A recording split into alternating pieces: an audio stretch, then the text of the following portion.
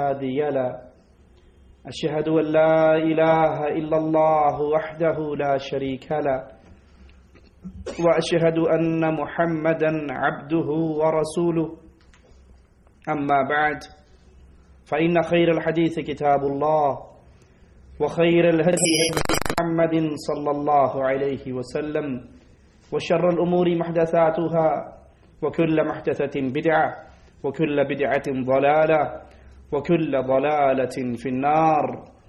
أعوذ بالله من الشيطان الرجيم. بسم الله الرحمن الرحيم. قل هو الله أحد الله الصمد لم يلد ولم يولد ولم يكن له كفوا أحد. انسان کو یہ زندگی آخرت کا گھر بنانے کے لیے ملی ہے.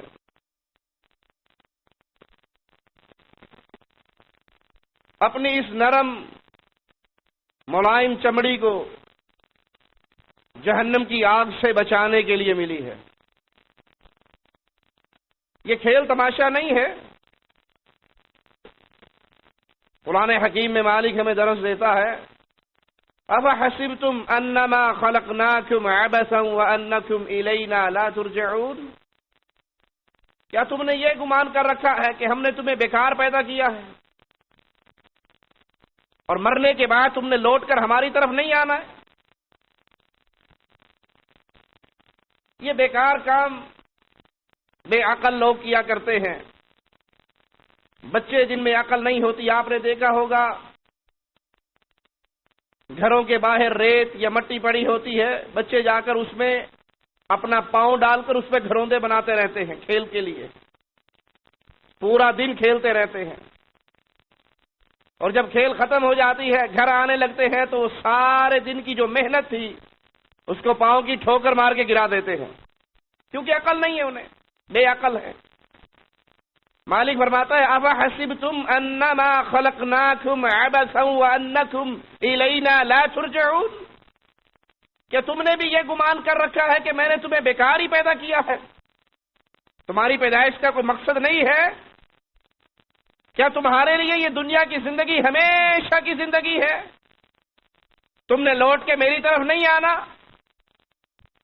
نہیں، اللہ کی قسم، جس طرح میں اور آپ اپنے ارادے کے بغیر اللہ کے حکم سے اس دنیا میں آئے، ویسے ہی میں نے اور آپ نے اپنے ارادے کے بغیر اللہ کے حکم سے اس دنیا کو چھوڑنا ہے.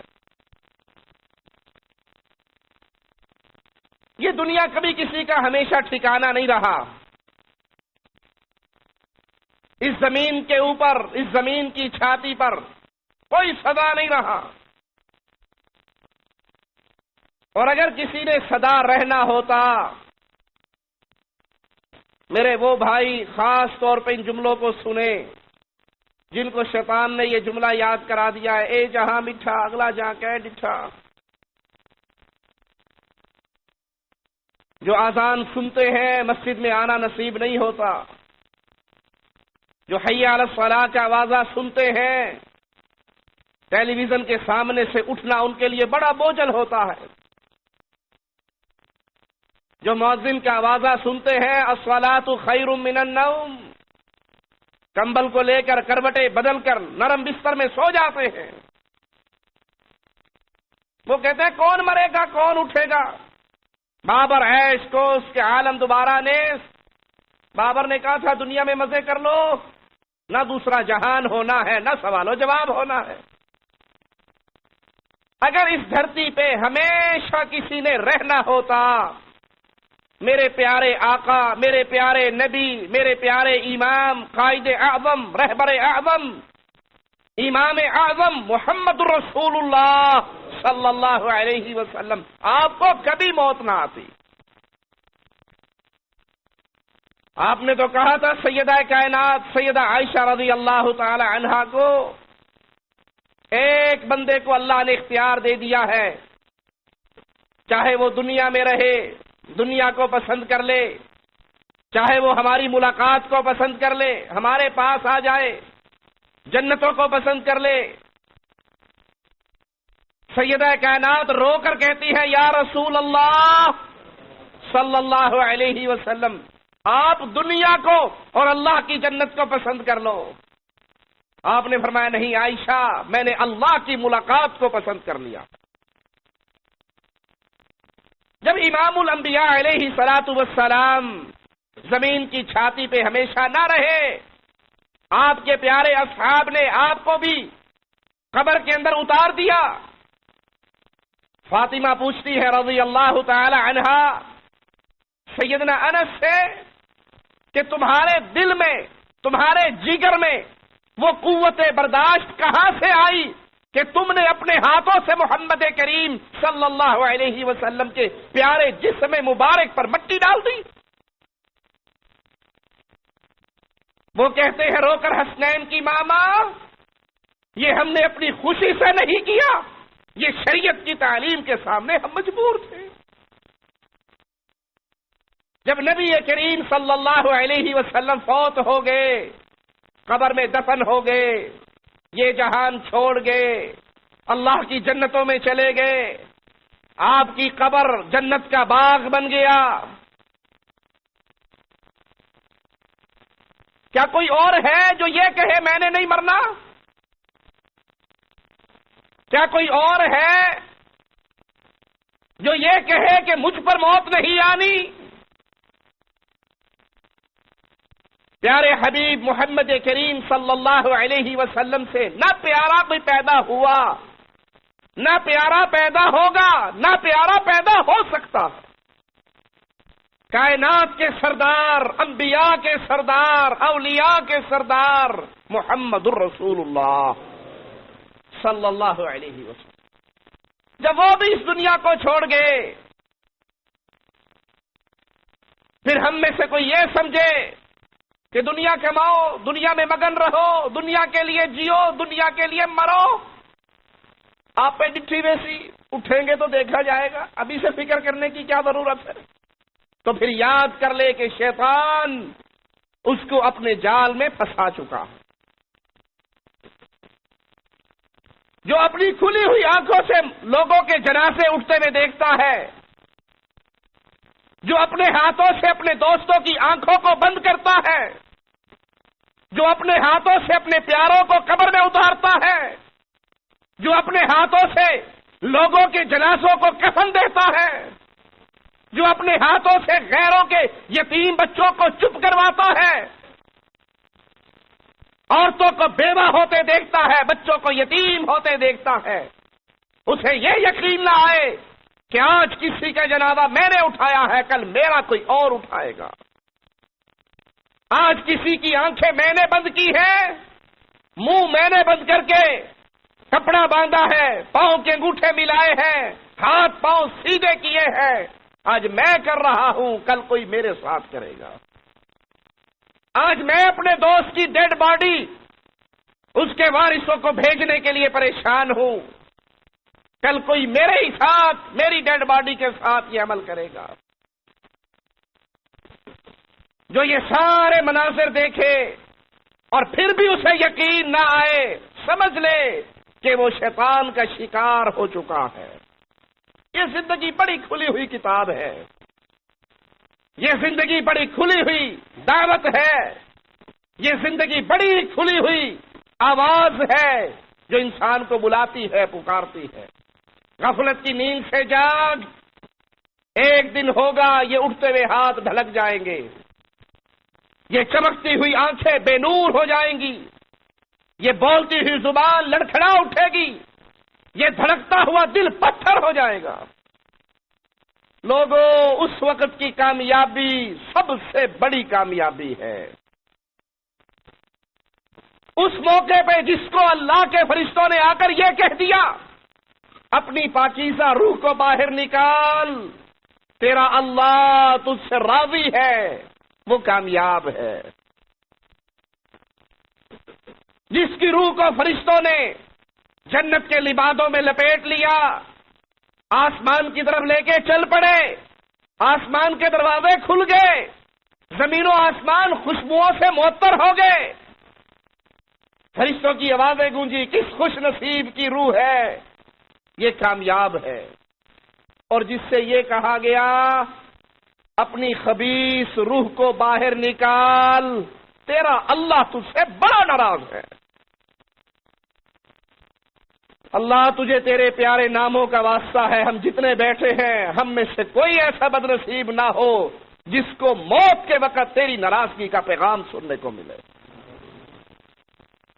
جس کو یہ کہا گیا اپنی روح کو باہر نکال، تیرا اللہ تجھ سے ناراض ہے، وہ ہلاک، وہ برباد۔ اس کی روح جسم میں ایسے چھپے گی، ہڈیوں اور جوڑوں کی طرف بھاگے گی، فرشتے اس کو ماریں گے، اس کے چہرے کو پیٹیں گے، اس کی پشت پہ ماریں گے، اور اس روح کی کیفیت نکلتے ہوئے ایسے ہوگی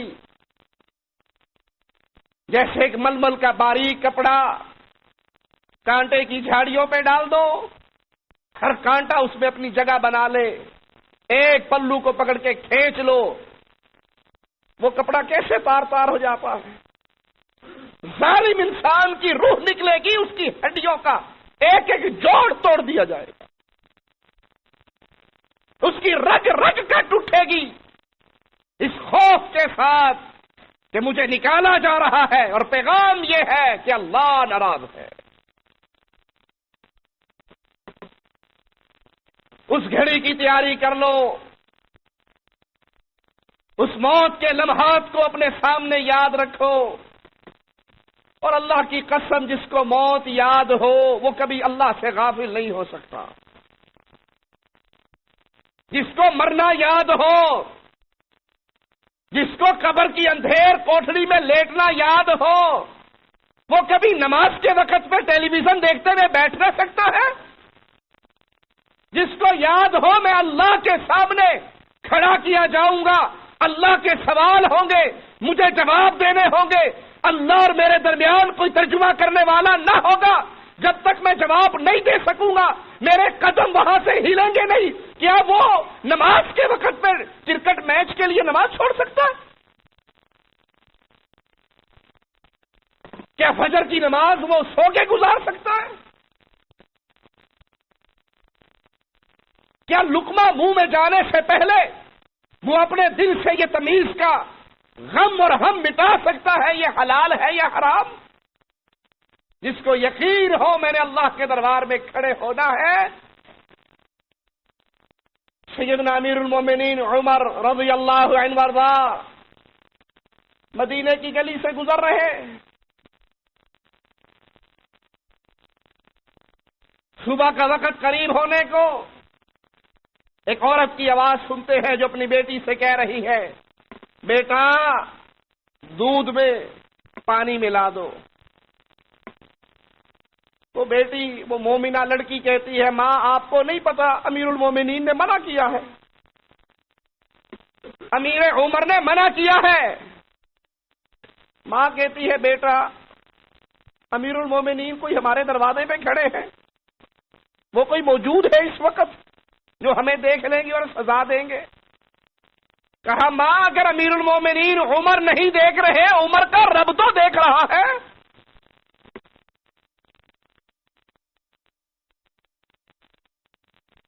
جس کو یہ یقین ہو میں نے کھڑا ہونا ہے اللہ کے سامنے، جس کو یہ یقین ہو میں نے دنیا چھوڑنی ہے، جس کو یہ یقین ہو میرا گھر ایک دن میرا نہیں رہے گا، یہ تقسیم ہو جائے گا وارثوں میں، جس کو یقین ہو یہ مال میرا نہیں رہے گا، جس کو یقین ہو میری بیوی عدت گزار کے کسی اور سے نکاح کر لے گی، وہ کبھی بھی ایسی غفلت کی زندگی نہیں گزارتا،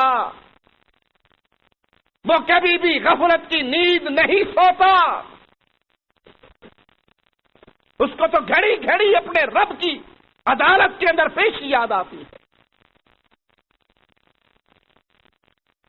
وہ لقمہ کھاتے ہوئے سوچتا ہے، وہ جملہ بولتے ہوئے سوچتا ہے، وہ ہاتھ اٹھاتے ہوئے سوچتا ہے، وہ قدم ہلاتے ہوئے سوچتا ہے کہ ایک دن آنے والا ہے جب میرے منہ پہ مہر لگ جائے گی، میرا منہ بند کر دیا جائے گا، میرے ہاتھ بولیں گے، میرے قدم بولیں گے، میری ران بولے گی، میری آنکھیں بولیں گی، میرا جسم کا ایک ایک انگ بول کر میرے خلاف گواہی دے گا۔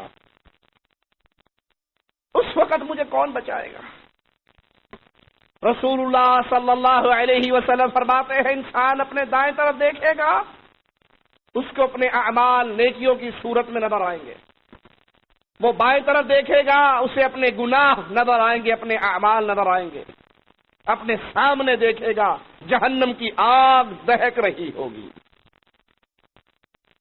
یہ الف لیلا کی کہانیاں نہیں ہیں، یہ ڈراموں کا سین نہیں ہے، یہ فلم کے ڈائلاگ نہیں ہیں، یہ حسنین کے نانا کا کلام ہے، یہ فاطمہ کے بابا کی باتیں ہیں، یہ محمد الرسول اللہ کا کلام ہے صلی اللہ علیہ وسلم کہ کائنات میں آپ سے سچا کوئی ہے ہی نہیں۔ دائیں طرف دیکھے گا اعمال، بائیں طرف دیکھے گا اعمال، سامنے دیکھے گا جہنم۔ کوئی پیر بابا بچانے والا، کوئی شیخ و حضرت بچانے والا، کوئی پولیس والا، کوئی صدر صاحب، کوئی بادشاہ صاحب، کوئی وزیر صاحب، کوئی امیر صاحب، کوئی نہیں ہے، تنہا انسان ہے، رب کے سوال ہے، بندے کے جواب ہے۔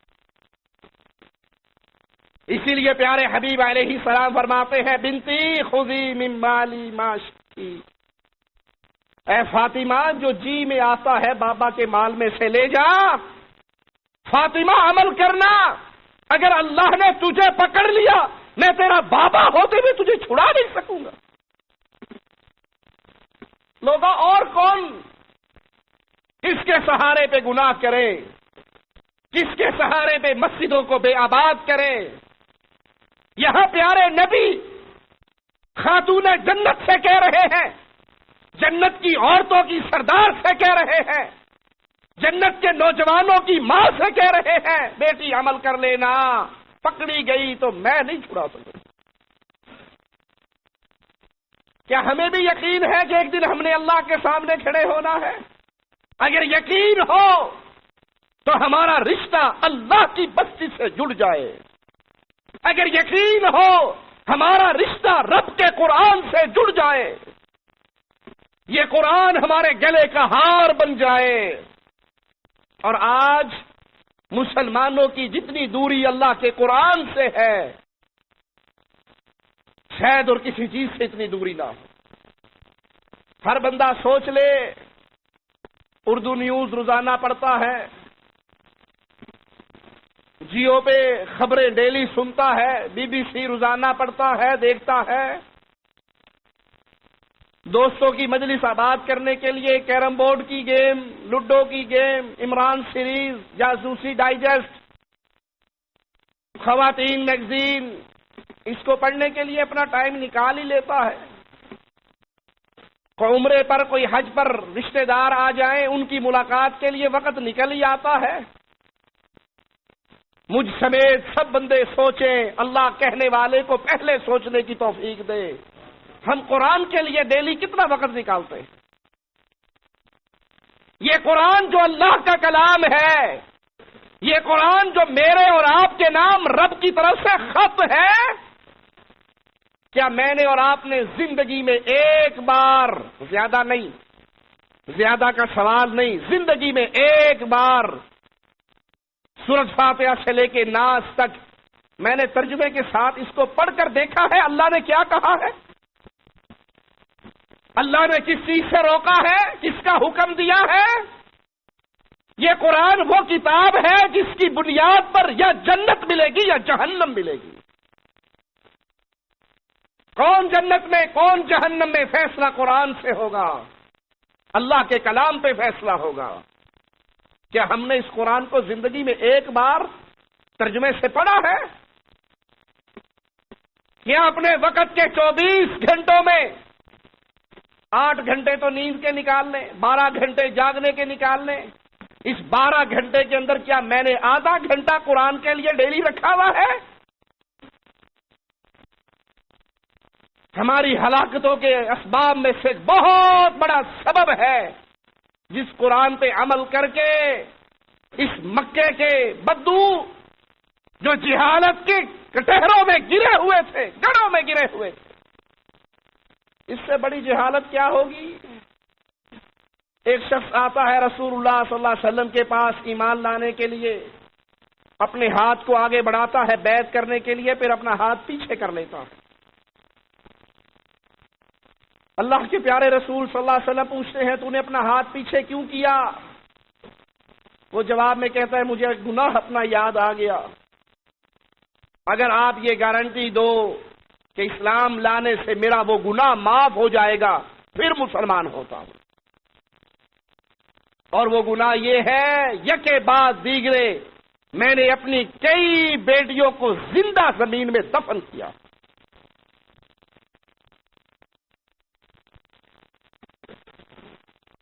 آخری بیٹی کا واقعہ سناتا ہے کہ میں گھر سے باہر تھا، بچی پیدا ہو گئی، میری بیگم نے اس ڈر سے کہ اس کو بھی مار دے گا جیسے پہلیوں کو مارا ہے، وہ کسی اور کے گھر بھیج دی۔ اب وہ بچی آتی، پڑوسیوں کی بچی بن کے میرے ساتھ کھیلتی، واپس چلی جاتی، میری اس سے دل لگی ہو گئی، پیار ہو گیا۔ ماں نے سمجھا کہ اب تو اس کے ساتھ کھیلنے اور پیار کرنے لگ گیا ہے، اب نہیں مارے گا، اب دل لگ گیا ہے اس کا۔ ایک دن ہمت کر کے بتا دیا کہ یہ تیرا ہی نطفہ ہے، تیری ہی بیٹی ہے، میں نے اس ڈر سے کسی اور کے گھر بھیج دی تھی کہ کہیں تو اس کو مار نہ دے۔ کہا میں نے اسی وقت فیصلہ کیا کہ اس کو بھی ماروں گا جیسے پہلیوں کو دفن کیا۔ ایک دن اسے اپنے ساتھ لے کے جاتا ہوں، باہر جا کر میں گڑھا کھودتا ہوں، گڑھے میں اپنی بیٹی کو اتارتا ہوں، پھر باہر نکالتا ہوں۔ بیٹی سمجھ رہی ہے باپ کھیل رہا ہے، باپ مذاق کر رہا ہے، اور میں اس کا سائز پورا کر رہا ہوں۔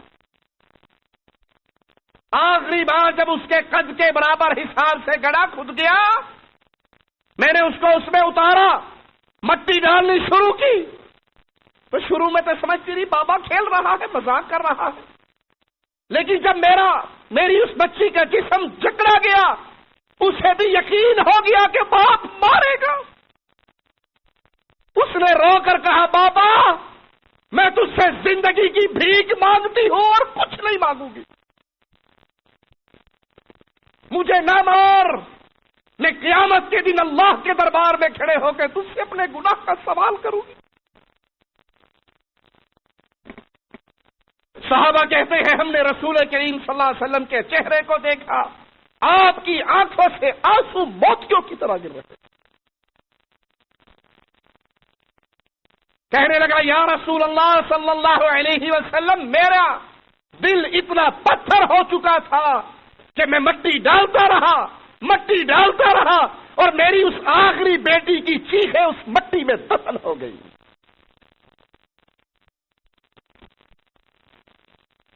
اس سے بڑی جہالت اور کیا ہوگی؟ اس سے بڑا ظلم اور کیا ہوگا؟ اپنے خون کو، اپنے جگر گوشے کو وہ زندہ زمینوں میں دفن کر دیا کرتے تھے۔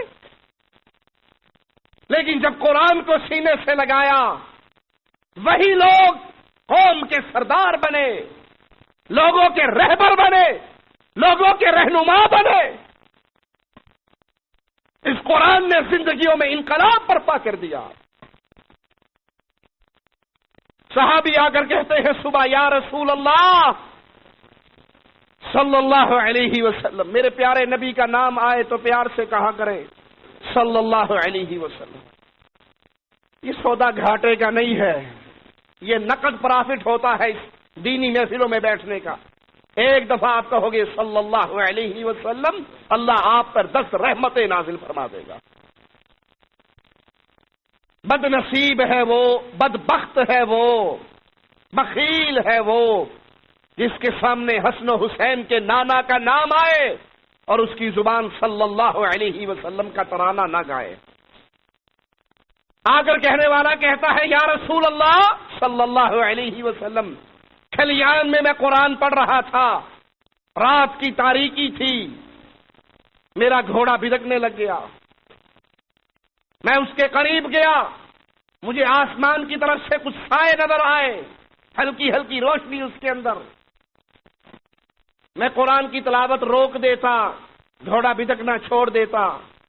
میں پھر قرآن کی تلاوت شروع کرتا, گھوڑا پھر بھدکنے لگ جاتا. بالآخر میں نے قرآن پڑھنا چھوڑ دیا. اللہ کے پیارے حبیب, یہ کیا ماجرا تھا؟ فرمایا میرے ساتھی تو قرآن پڑھ رہا تھا, اللہ کے فرشتے تیری قرآن کی تلاوت سننے آئے ہوئے تھے. کیا میرے اور آپ کے کمرے سے بھی راتوں کو کبھی قرآن کی آواز آئی؟ وہاں تو فلموں کے گانے, ڈراموں کے سین, ناچنے والیوں کی تصویریں, ڈش اینٹینا کی لعنت, گندی فلموں کے والیوم. کیا یہ کمرہ محمدی آدمی کا کمرہ ہے؟ اس قرآن نے ان کو کتنا بلند کیا, اس قرآن کو اپنے سینے کا نور بنانے پر ان کو کیا ملا؟ سیدہ خدیجہ رضی اللہ تعالی عنہا کھانا لے کر رسول کریم صلی اللہ علیہ وسلم کی طرف چلی ہیں. ابھی غار تک نہیں پہنچی, آسمان سے جبرائیل پہلے پہنچ گیا. اور وہ کہتے ہیں یا رسول اللہ صلی اللہ علیہ وسلم, یہ خدیجہ آ رہی ہے رضی اللہ تعالی عنہا. اللہ کے نبی اس خدیجہ کو اس کے اللہ کا سلام کہہ دو, اس کو کہو اللہ نے تیرے لیے جنت میں موتی کا محل بنا دیا. اس قرآن نے کیا دیا؟ دامن مصطفیٰ سے لگنے کا نتیجہ کیا نکلا؟ آپ ہیرت سے واپس آتے ہیں, سیدنا بلال سے پوچھتے ہیں, بلال کیا عمل کرتے ہو, کیا اعمال ہے تمہارے؟ میں جنت میں چل رہا تھا. بلال تو زمین پہ چل رہا تھا, تیری جوتیوں کی آواز میں جنت میں سن رہا تھا. اس قرآن نے ان کو بلندیوں کی, عزتوں کی راہوں کا راہی بنا دیا. اور میں اور آپ اسی قرآن سے دور ہو کر یہود و نصارہ کی جوتیوں کے مستحق بن گئے. اس قرآن نے ان کو عزت دی, بلند کیا.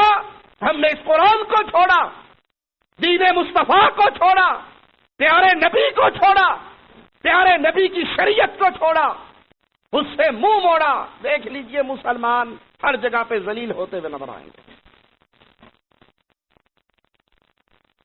کہنے کو تو ہم مسلمان ہیں, کہنے کو ہم کلمہ گو ہیں,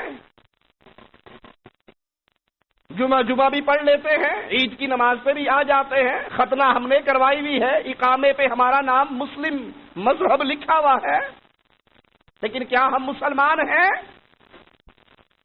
میں آپ کو ایک مثال دیتا ہوں, اس مثال سے میں اپنے ایمان کو ٹٹولوں, آپ اپنے ایمان کو ٹٹولیں. کیا ہم مسلمان ہیں اور کتنے % مسلمان ہیں؟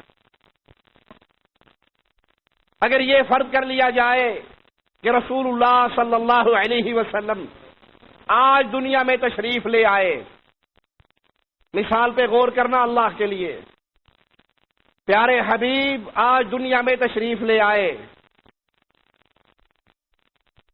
کیا میں اس قابل ہوں کہ اللہ کے نبی کے پاس جاؤں اور آپ مجھے دیکھ کر سینے سے لگا لیں؟ کیا میں اس قابل ہوں کہ اپنے نبی کو اپنے گھر آنے کی دعوت دوں اور میرے نبی میرے گھر میں داخل ہو جائے؟ کیا میں اس قابل ہوں کہ اپنے نبی کے لیے کھانا پکاؤں اور میرے نبی میرے کھانے میں سے کھا لیں؟ دل بہت بڑا مفتی ہے, کسی مولوی سے نہ پوچھو, اس دل سے پوچھو. اگر ان 3 سوالوں کے جواب میں آپ کا دل کہے ہاں نبی مجھے دیکھ لیں گے, گلے سے لگا لیں گے, نبی میرے گھر میں داخل ہو جائیں گے, نبی میرے دسترخوان پہ سے کھانا کھا لیں گے, آپ مسلمان ہو. اور اگر دل کہے نہیں, نبی کے سامنے جاؤں گا کیسے, کہ نبی کریم صلی اللہ علیہ وسلم کے پاس کچھ سفیر آئے تھے مجوسی, جن کے چہرے پہ داڑھی موڑی ہوئی تھی, آپ نے ان کو دیکھ کر اپنا منہ بدل لیا تھا, چہرہ پھیر لیا تھا, اور انہیں کہا تھا ہلاکت و بربادی ہو تمہارے لیے. من امرکم بہذا, تمہیں اس جرم کرنے کا حکم کس نے دیا ہے؟ میرے نبی مجھے سینے سے لگائیں گے؟ میرے گلے کے اندر تو تعویذ لٹکا ہوا ہے، میرے ہاتھ کے اندر کڑے ہیں، میری انگلیوں میں پتھروں کی انگوٹھیاں ہیں جن پہ میں عقیدہ رکھتا ہوں۔ یہ پتھر پہننے سے بواسیر ختم، یہ انگوٹھی پہننے سے ٹی بی ختم، یہ انگوٹھی پہننے سے بابا جی نے پھونک مار کے دی تھی سوکڑا ختم۔ پیارے نبی صلی اللہ علیہ وسلم نے فرمایا جس نے تعویذ لٹکایا، جس نے تمیمہ لٹکایا، فقط اشرک، اس نے شرک کیا۔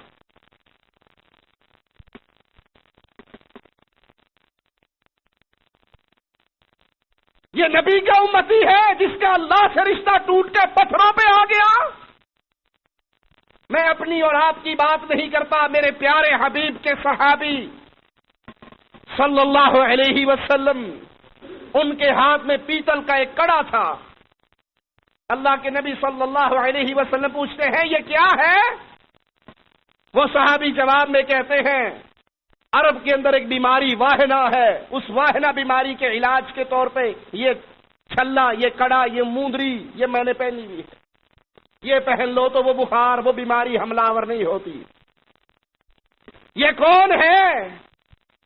یہ وہ ہے جس کے بارے میں آقا کہتے ہیں اگر تم احد پہاڑ سونے کے مطابق اللہ کے راستے میں دے دو، میرا صحابی ایک مٹھی جو اللہ کو دے دے، تمہارا سونا اس کے جو کے برابر نہیں ہو سکتا۔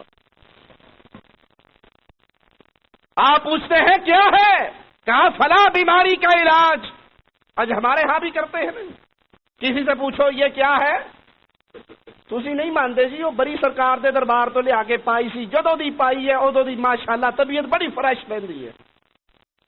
آپ نہیں مانتے فلاں بابے جی کے دربار کا پتھر ہے، فلاں بابے جی کا کڑا ہے، فلاں بابے جی کا منکا ہے، فلاں بابے جی کی سیپی ہے، فلاں بابے جی کا تعویذ ہے، فلاں بابے جی کے پھوکے ہیں۔ یہ پہننے سے مولانا بیماریاں ختم ہو جاتی ہیں۔ اللہ کے بندو ہسپتال کیوں کھولے ہوئے ہیں؟ سارے ہسپتال بند کر دو اور بابوں کی انگوٹھی اور چھلے بانٹنے شروع کر دو۔ وہاں 2 روپے کا چھلا ملتا ہے، ہسپتال میں لاکھ لاکھ ریال لگ جاتے ہیں۔ آپ نے صحابی سے کہا انزہا فإنہا لا تزیدک الا وہنا، اس چھلے کو، اس کڑے کو، اس موندری کو اتار کے پھینک دے، یہ تیری بیماری میں اضافہ کرے گی، شرک کرنے کی وجہ سے، بدعقیدگی کی وجہ سے، اس سے تجھے کوئی فائدہ نہیں ہوگا۔ یہ کسی مولوی صاحب کی باتیں نہیں ہیں کہ آپ کو غصہ آ جائے، یہ اس کی باتیں ہیں جس کی نبوت کو مانو گے تو جنت ملے گی، نبوت کو نہیں مانو گے تو جنت نہیں ملے گی۔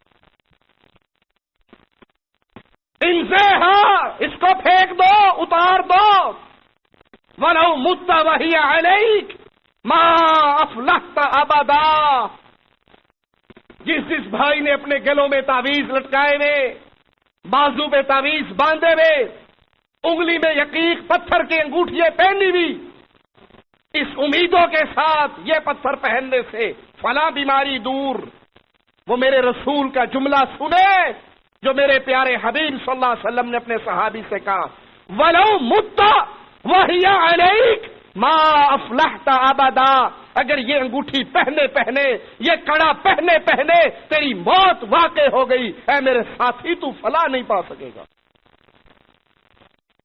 غیر اللہ پہ امیدیں اگر کسی اور کی لگ جائے وہ کیسے فلاح پا لے گا؟ نبی تو اپنے صحابی کو ڈرا رہے ہیں۔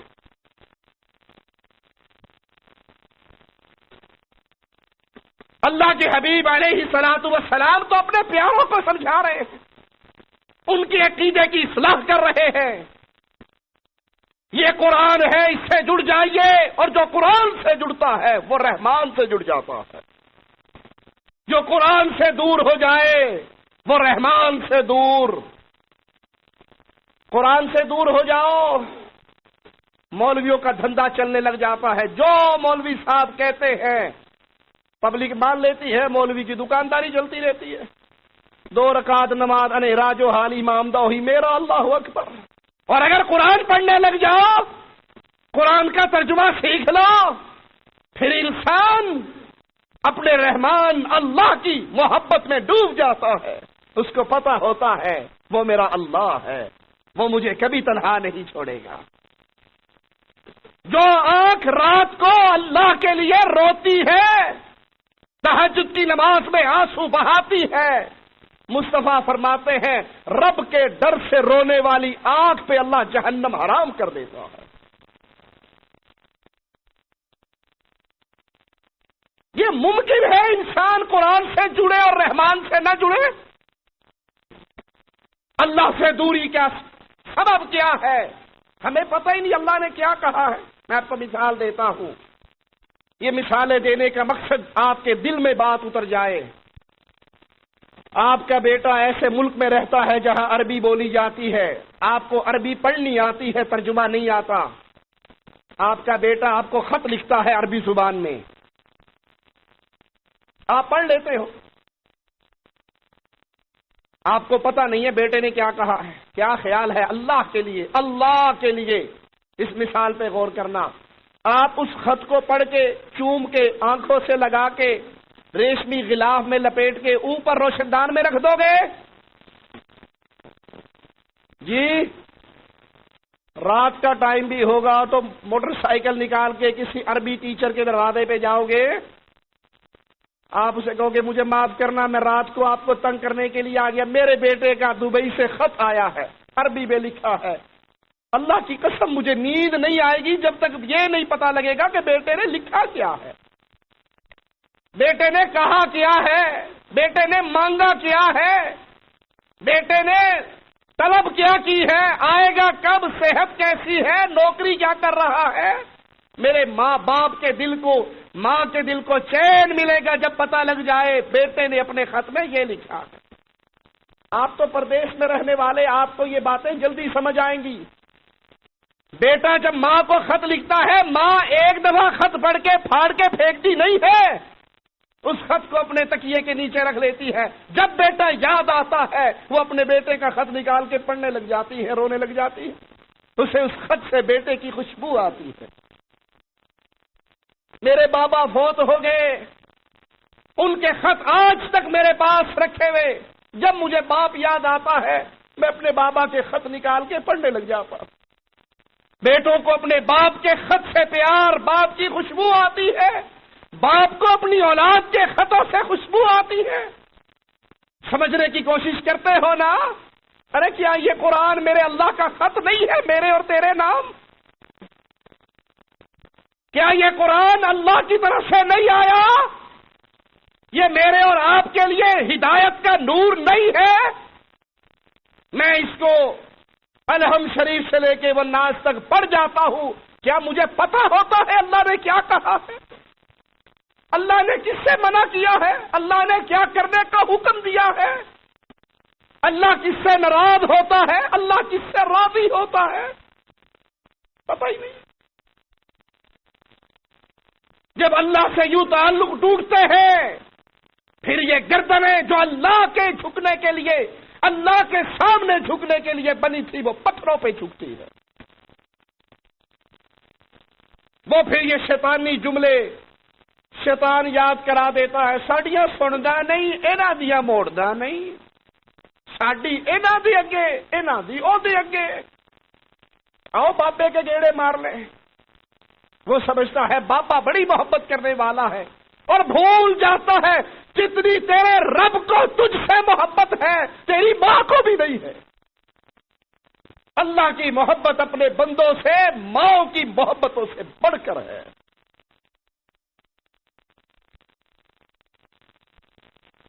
ماں کے پیٹ میں ہمیں خوراک کون دیتا رہا؟ پانی کے گندے نطفے سے خون کے لوتھڑے کس نے بنائے؟ ہڈیاں کس نے بنائی؟ ثم احسن صورکم، خوبصورت شکلیں کس نے دی؟ ماں کے پیٹ میں جب پورے کمپلیٹ 9 مہینے کے ہو گئے، ڈلیور باہر کس نے کیا؟ آپ نے کس کا واسطہ دیا تھا اللہ کو کہ اللہ ماں کے پیٹ میں ہوں، بھوکا نہ مارنا، روٹی کھلائے رکھنا، میری خوراک کا بندوبست جاری رکھنا؟ واسطہ دیا تھا کسی کا؟ آپ نے اللہ کو واسطہ دیا تھا اندھا نہ بنانا، کانا نہ بنانا، لنگڑا نہ بنانا، لولا نہ بنانا۔ صحیح سلامت مجھے باہر نکالنا، موٹی موٹی آنکھیں ہوں، پیارے پیارے ہونٹ ہوں، خوبصورت چہرہ ہو۔ آپ نے واسطہ دیا تھا اللہ کو۔ جب آپ باہر نکل آئے، بڑے ہو کر آپ نے مولوی صاحب، شیخ صاحب، شاہ صاحب بننا تھا، باہر نکلنے پہ آپ البے کھا سکتے تھے، مرغے حلوے بکرے کھا سکتے تھے۔ آپ نے اللہ کو 5 تن پاک کا واسطہ دیا تھا کہ مرغی نہیں کھائی جاتی، دودھ پلا دے، دیا تھا واسطہ۔ یہ ماں کی چھاتیوں پہ دودھ کس نے جاری فرمایا؟ ماں کے دل میں پیار کس نے پیدا کیا کہ بچہ رو رہا ہو، ماں روٹی پکانا چھوڑ کر آ کر بچے کو چھاتی سے لگا لیتی ہے۔ اللہ یہ پیار پیدا نہ کرتا، بچے رو رو کے مر جاتے، مائیں دودھ پلاتی۔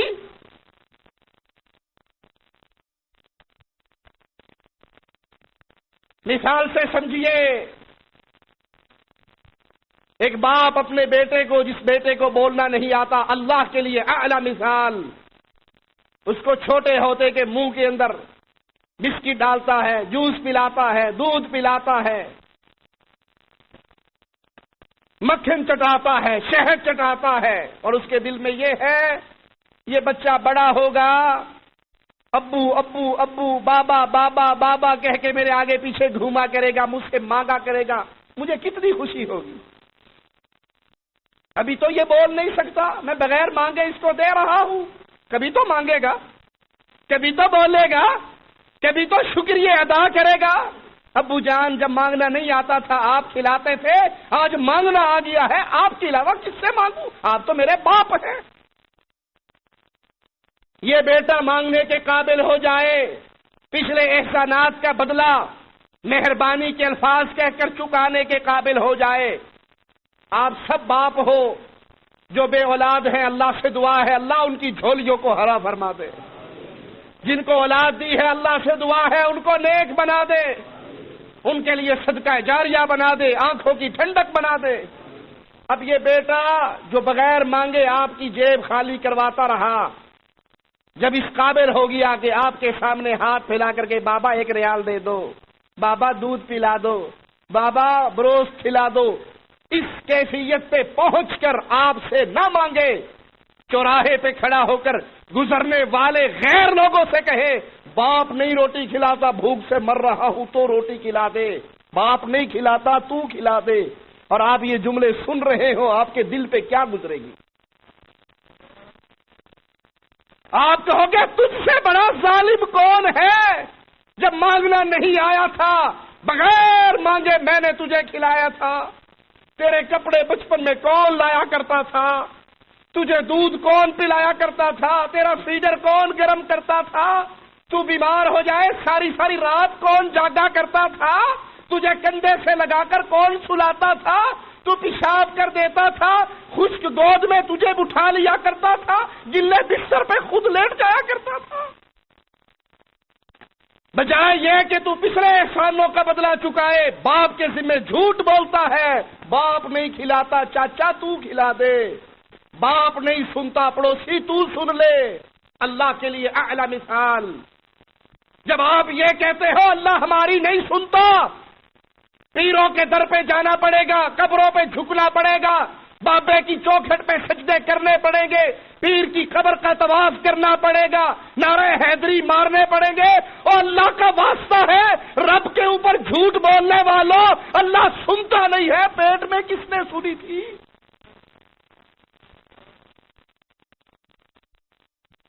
یا ایھا الانسان ما غرک بربک الکریم۔ ارے جب تو لاچار تھا کون تیری سنا کرتا تھا؟ جب تو ماں کے پیٹ میں تھا تیرا رازق کون تھا؟ جب ماں کے پیٹ سے باہر آیا تیرا رازق کون تھا؟ ماں کی چھاتیوں پہ دودھ کس رازق داتا نے چلایا تھا؟ وہ کون بندہ نواز تھا؟ وہ کون غریب نواز تھا؟ وہ کون بندہ پرور تھا؟ وہ کون گنج بخش تھا جس نے تیرے بازو کے اندر یہ جوڑ پیدا کر دیا؟ اللہ یہ جوڑ پیدا نہ کرتا روٹی کھا سکتے تھے؟ میں آپ کے منہ میں لقمہ اور آپ میرے منہ میں لقمہ ایک دوسرے کے محتاج نہ رہتے؟ یہ جوڑ کس نے پیدا کیا؟ آپ نے کہا تھا واسطہ ہے مولا علی کا جوڑ پیدا کر دینا، کہا تھا ہماری سنتا نہیں ہے، پیروں کی موڑتا نہیں ہے، اس سے بڑا اللہ پر کوئی الزام ہی نہیں ہے۔ وہ سنتا ہے، رب کی قسم وہ سنتا ہے۔ کوئی سنائے تو صحیح، کوئی مانگے تو صحیح، کوئی جھکے تو صحیح، کوئی در کا سوالی بنے تو صحیح۔ وقال ربکم ادعونی، مالک فرماتا ہے پکارو پکارو مجھے، آوازیں لگاؤ میرے نام کے، سوال کرو مجھ سے، حاجت روائی کے لیے میرے در پہ آؤ، مشکل کشائی کے لیے میرے سامنے گرو۔ تم پکارو گے، میں تمہاری پکاروں کو سننے والا اور عطا کرنے والا ہوں۔ ارے اللہ تیری رحمتوں پہ قربان جائیں، اللہ تو جانوروں کی سنتا ہے، جانوروں کی۔ سلیمان علیہ السلام کا قصہ آپ نے کئی بار علماء سے سنا ہوگا۔ وہ پانی کا سوال کرنے کے لیے جا رہے، راستے میں اللہ کیڑی کا منظر دکھاتا ہے جس نے اپنی پشت کو زمین پہ رکھا ہوا، اپنی ٹانگوں کو آسمان کی طرف اٹھایا ہوا، اور کیا کہتی ہے؟ یا رب یا رب انی خلق من خلق، اللہ میں تیری بندی ہوں، اللہ میں تیری مخلوق ہوں، اللہ میرا داتا تو ہے۔ اس نے کہا تھا واسطہ ہے سلیمان کا یا رب، واسطہ ہے پنجتن پاک کا یا رب، واسطہ ہے سہیلی سرکار کا یا رب، واسطہ ہے دڑکی شاہ کا یا رب، واسطہ ہے لاہور کے نوری بوری والے کا یا رب۔ نبی سلیمان موجود ہے، نبی کے ساتھی وقت کے اولیاء اللہ ہوا کرتے ہیں، اور سب کی موجودگی میں وہ کہتی یا رب، سلیمان کا رب تو ہے، میرا رب بھی تو ہے۔ سلیمان بھی مانگے گا تجھ سے، میں بھی مانگوں گی تجھ سے، اس کو بھی تو پلائے گا، مجھے بھی تو پلائے گا۔ کہتے ہیں نبی واپس چلو، لوٹ جاؤ۔ ساتھی کہتے ہیں اتنی دور کا سفر کروایا، بارش کے لیے دعا تو کر لو۔ کہا نبی کے مانگنے سے پہلے ڈھیریوں پہ گر کر میرے رب کے اوپر الزام لگانے والوں، ہماری نہیں سنتا، ان کی نہیں موڑتا۔ نبی کے جملے تو سن لو۔ نبی کے مانگنے سے پہلے ایک چیوٹی نے اللہ کے دروازے کو کھٹکھٹا دیا ہے، اس کی سن کے رب نے سب کو پلا دیا۔ ابھی بھی کہتے ہو اللہ ہماری نہیں سنتا۔ امام الانبیاء علیہ الصلوۃ والسلام فرماتے ہیں اللہ تعالی ہر رات آخری پہر آسمان دنیا پہ نزول فرماتا ہے، جیسے اس کی شان کو لائق ہے۔ لیس کمثلہ شیء، اس کی مثال بیان نہیں ہو سکتی۔ اور آواز لگانے والا آواز لگاتا ہے، کوئی گناہوں سے معافی مانگنے والا ہو تو مانگ لے، کوئی سوال کرنے والا ہو تو کر لے، کوئی بھوکا ہو تو روٹی مانگ لے، جو مانگنا ہے مانگ لو۔ تمہارا اللہ دینے کے لیے آسمان دنیا پہ نزول فرما چکا ہے اپنی شان کے مطابق۔ مانگنے والوں کیا ہم مانگتے ہیں اس وقت 2 بجے تو فلم دیکھ کے VCR بند ہوتا ہے تو 3 بجے تہجد کون پڑھے گا؟ اس وقت ہمارا حال کیا ہوتا ہے؟ سارے سوئے ہوئے ہوتے ہیں۔ جس کو اللہ اٹھنے کی توفیق عطا فرمائے، اللہ سے دعا ہے ہم جتنے بیٹھے ہیں اللہ ہم سب کو رات کے آخری پہر میں اپنے سامنے اٹھ کر رونے کی توفیق عطا فرمائے۔ مالک فرماتا ہے مانگو، جو مانگنا ہے مانگ لو۔ ہماری اکثریت سو رہی ہوتی ہے، صبح اٹھتے ہیں آنکھیں مل کے ساڑی چھوڑتا کوئی نہیں، اینا بھی موڑتا کوئی نہیں۔ وہ تو سننے کے لیے آسمان دنیا پہ نزول فرماتا ہے، تمہاری جھولیے بھرنے کے لیے۔ وہ اپنے عرش پہ بھی سنتا ہے، اس کی شان سمیع اور بصیر ہے۔ وہ کتنا سنتا ہے، کیسے سنتا ہے؟ موسیٰ علیہ السلام بنی اسرائیل کو لے کے چلتے ہیں بارش کی دعا کرنے کے لیے۔ جس مقام پہ دعا کرنی تھی وہاں مالک فرماتا ہے موسیٰ تیرے لشکر میں ایک آدمی ہے جو کئی سالوں سے، اور ایک روایت میں غالباً 60 سالوں سے میری بغاوت کر رہا ہے۔ جب تک تیرے لشکر کو چھوڑ کے تیری قوم سے الگ نہیں ہوگا، بارش نہیں برسے گی۔ نبی کہتے ہیں اللہ میں اس ایک بندے کو کہاں ڈھونڈتا پھروں گا؟ فرمایا تو آواز لگا، جو بندہ اتنے سالوں سے اللہ کو ناراض کر رہا ہے ہمارے اندر سے باہر نکل جائے، اس کے کان تک آواز میں پہنچا دوں گا۔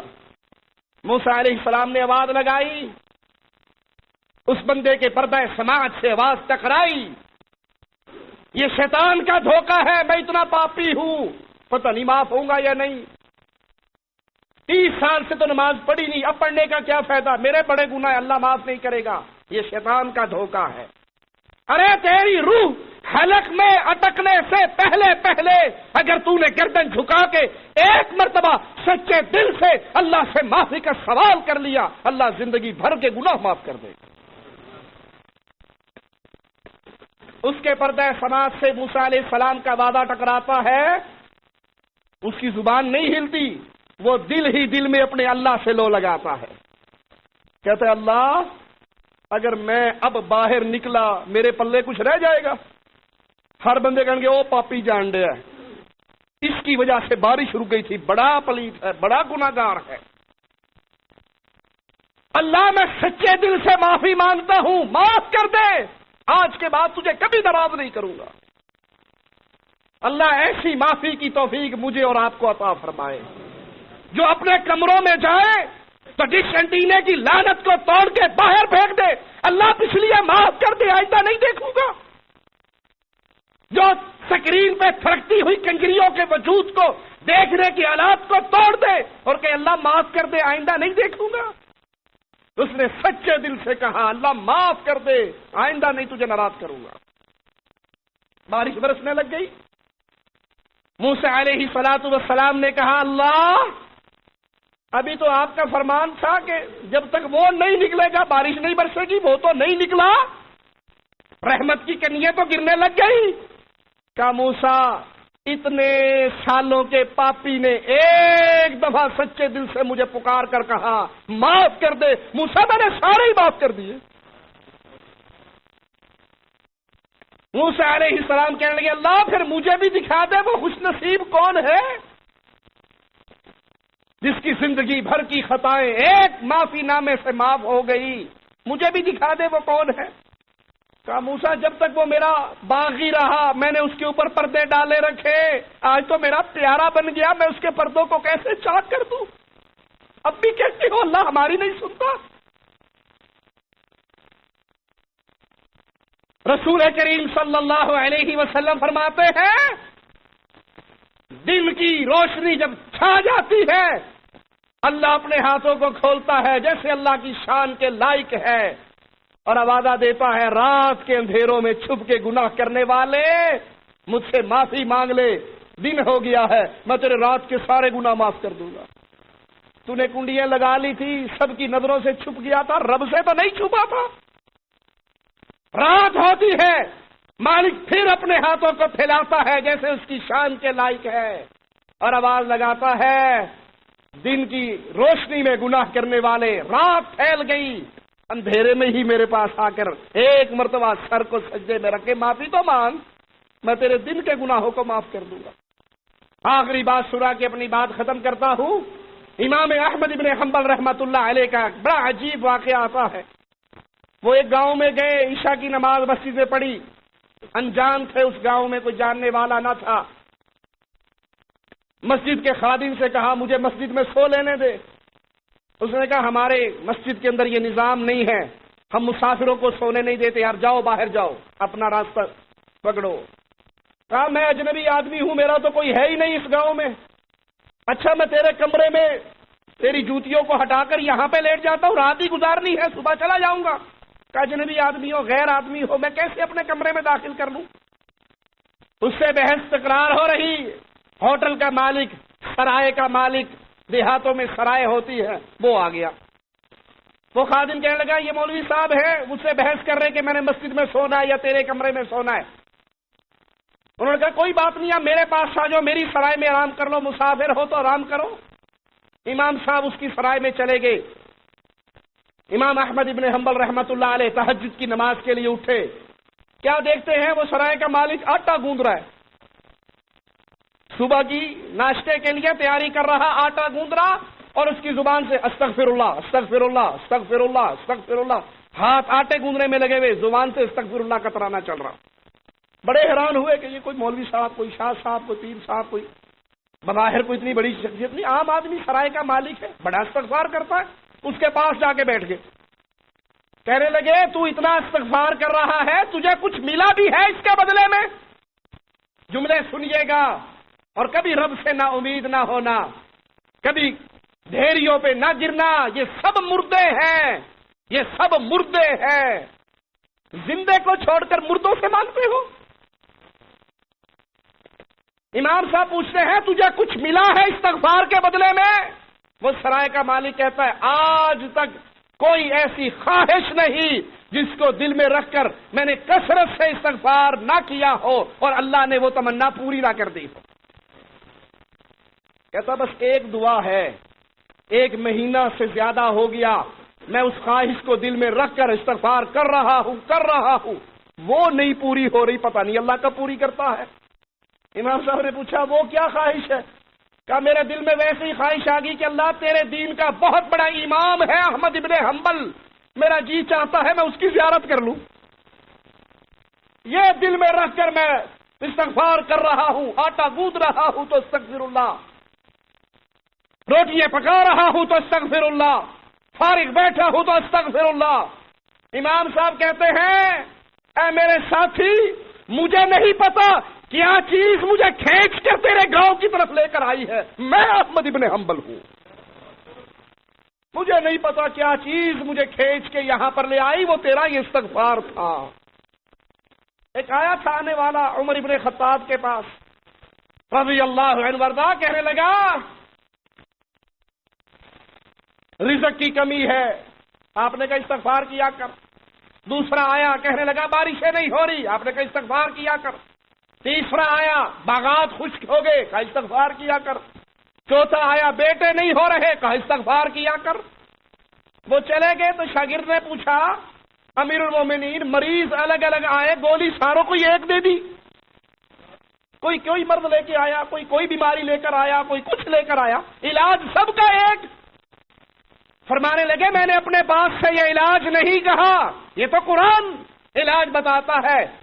نوح علیہ الصلوۃ والسلام نے اپنی قوم سے کہا تھا فَقُلْتُ اسْتَغْفِرُوا رَبَّكُمْ إِنَّهُ